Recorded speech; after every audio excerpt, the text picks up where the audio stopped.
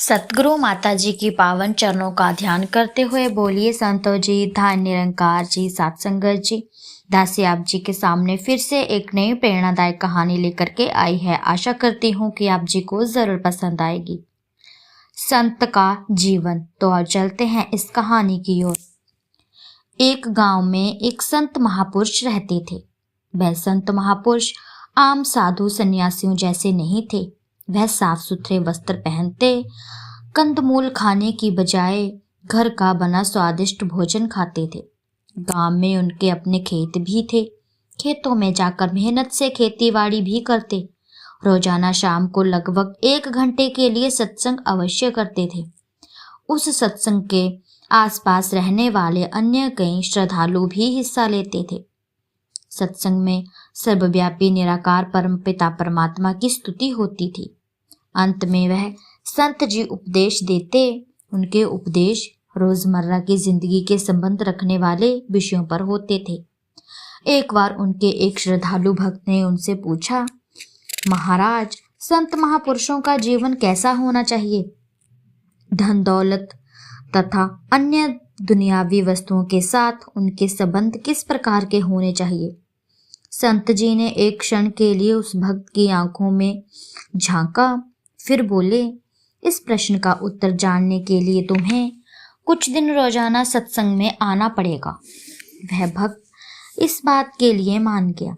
दूसरे दिन शाम के समय एक श्रद्धालु संत जी को भेंट करने के लिए कुछ फल लाया। जैसे ही उस व्यक्ति ने वे फल संत जी के सामने रखे, संत जी ने उन्हें उठा लिया। फिर संत जी फल लाने वाले श्रद्धालुओं की ओर पीठ करके चुपचाप फल खाने लगे। उन्होंने फल भेंट करने वाले श्रद्धालुओं से कुछ भी बात न की। सभी उपस्थित व्यक्ति संत जी की इस हरकत से बड़े परेशान हुए। फल लाने वाला श्रद्धालु बहुत ही क्रोधित हुआ। कुछ देर तो वह चुपचाप बैठा संत जी को फल खाते देखता रहा, लेकिन अंत में वह गुस्से के साथ उठकर चला गया। बाहर जाकर उस व्यक्ति ने संत जी को बहुत बुरा भला कहा। जब वह व्यक्ति चला गया तो संत जी ने अपने उस श्रद्धालु को, जिसने उनसे संत के जीवन के बारे में पूछा था, बुलाकर पूछा, भाई, क्यों यह फल लाने वाला व्यक्ति खुश होकर गया या नाराज होकर? उस भक्त ने उत्तर दिया, महाराज, वह तो आपसे बहुत नाराज था। वह कह रहा था, मुझसे तो बोले भी नहीं और मेरी चीजों को क्या चाव से खा रहे थे। वह बहुत गुस्से में था महाराज। उसकी बातें सुनने के बाद संत जी बोले, जिस प्रकार से मैंने आज जीवन जीने का प्रयत्न किया, यह जीना का ठीक ढंग नहीं लगता। संत का जीवन ऐसा नहीं होना चाहिए। दूसरी शाम को एक अन्य श्रद्धालु संत जी के लिए फल आदि लेकर आया। संत जी ने उसका बहुत आदर सत्कार किया, उसे बड़े प्यार से बिठाया। जब वह श्रद्धालु व्यक्ति बैठ गया तो संत जी ने अपने कुछ सेवादारों को आज्ञा दी कि वे उस व्यक्ति द्वारा लाई गई सभी वस्तुओं को बाहर की नाली में फेंक दें। सभी बड़े हैरान हुए। संत जी की आज्ञा का पालन हुआ।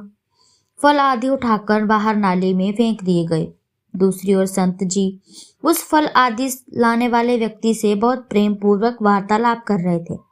उन्होंने उससे उसके कामकाज के बारे में पूछा, उसके बच्चों का कुशल मंगल भी पूछा। वह व्यक्ति संत जी को बड़ी हैरानी से देख रहा था।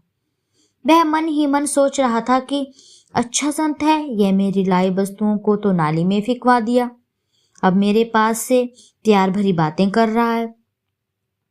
बड़ा मक्कार है ये। थोड़ी देर बाद वह भी गुस्से से में उठकर चला गया। उसके चले जाने के बाद संत जी ने प्रश्न पूछने वाले भक्त से पूछा, क्यों भाई, यह आदमी तो खुश हो गया होगा? नहीं महाराज, ये तो कल वाले आदमी से भी ज्यादा क्रोधित था। उस वक्त ने बताया, बाहर निकलकर इसने आपको बहुत ही ज्यादा भला बुरा कहता हुआ गया कि मुझसे तो प्यार से बोले, लेकिन मेरी लाई गई वस्तुओं को बाहर नाली में फेंक दिया और मेरी वस्तुओं का अपमान भी किया। भक्त की बात सुनने के बाद संत जी ने कहा, फिर तो जीने का यह ढंग भी ठीक नहीं लगता। संत का जीवन इस तरह का भी नहीं होना चाहिए। तीसरे दिन फिर एक व्यक्ति जी संत जी के लिए कुछ फल आदि लेकर आया। संत जी ने उसे बड़े प्यार से बैठने को कहा, फिर बड़े आदर और प्यार से उसे वार्तालाप करने लगा। वार्तालाप के दौरान उन्होंने उस व्यक्ति द्वारा लाए गए फल आदि को सभी उपस्थित सज्जनों में बंटवा दिया। खुद भी बड़े चाव से उन्हें खाया तथा अन्य लोगों को भी खाने के लिए कहा। प्रसाद लाने वाला व्यक्ति कुछ देर बाद बातचीत करने के बाद खुशी खुशी विदा हुआ। जब वह व्यक्ति चला गया तो संत जी ने उसी प्रश्न पूछा, कहो भाई, यह व्यक्ति जाते जाते समय खुश हुआ था ना? नाराज तो नहीं था?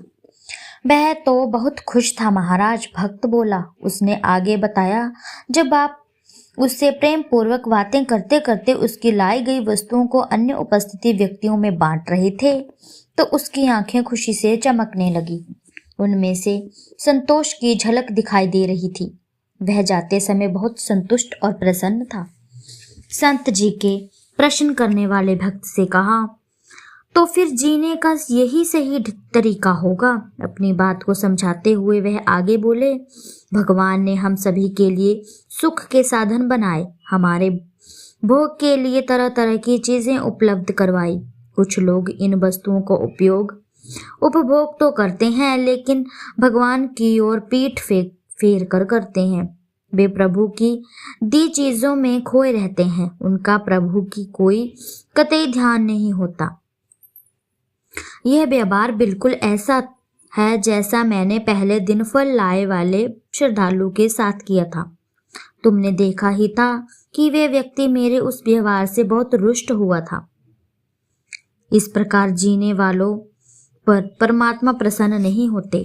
दूसरी प्रकार के लोग वे हैं जो परमात्मा का तो खूब भजन कीर्तन करते हैं लेकिन परमात्मा की बनाई चीजों का तिरस्कार कर देते हैं।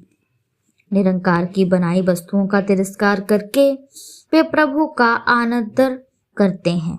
यह बिल्कुल वैसा व्यवहार है जैसा मैंने दूसरे दिन फल लाने वाले व्यक्ति के साथ किया था। तुमने देखा कि वह व्यक्ति मेरे उस व्यवहार से प्रसन्न नहीं था। इसी प्रकार निराकार प्रभु भी ऐसे लोगों से प्रसन्न नहीं होते।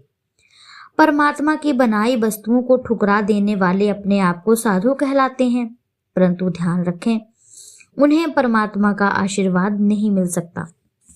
तीसरी तरह के लोग वे होते हैं जो निराकार परमात्मा द्वारा दी गई सभी वस्तुओं का भी आदर करते हैं और अपने आप को परमात्मा से विमुख भी नहीं करते। इनका व्यवहार बिल्कुल ऐसा होता है जैसे मैंने तीसरे आने वाले व्यक्ति के साथ किया था। तुमने देखा वह व्यक्ति बहुत खुश था। ऐसे ही निराकार प्रभु भी इस प्रकार जीवन जीने वाले लोगों पर बहुत प्रसन्न होते हैं। वह सदा ही ऐसे संतों पर अपनी कृपा दृष्टि बनाए रखते हैं। वास्तविक संत का जीवन तीसरी तरह का ही होता है। वह संसार में रहता है, निराकार प्रभु द्वारा दी गई सुख संपत्ति का भोग भी करता है, लेकिन वह इस भोग के दौरान इस वस्तुओं को देने वाले परमपिता परमात्मा को भी नहीं भूलता। वह उनके साथ भी श्रद्धा और प्यार का संबंध बनाए रखता है। संत संसार में और निराकार दोनों के साथ जीते हैं। वे न संसार का त्याग करते हैं और न ही निराकार प्रभु से बेमुख रहते हैं।